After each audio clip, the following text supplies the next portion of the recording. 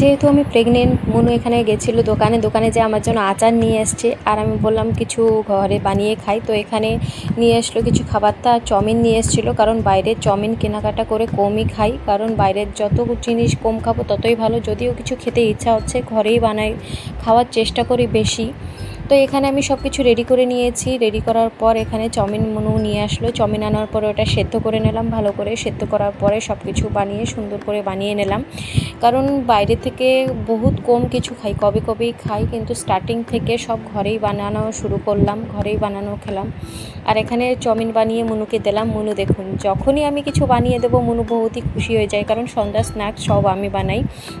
মনু বলে ওটা নাকি ভালো আমি বানাতে পারি। তো এখানে বানানোর পর মনুকে দিলাম, বললাম কেমন হলো, ফিডব্যাক তো অবশ্যই দাও। তো বললো মাইন্ড ব্লোয়িং, মস্ত হয়েছে। তো আমিও খেলাম, সত্যি হেভি সুন্দর হয়েছিল, দোকান টাইপ। তো আজকের জন্য একটু কি ভালো লাগলে like and subscribe. Thank you so much.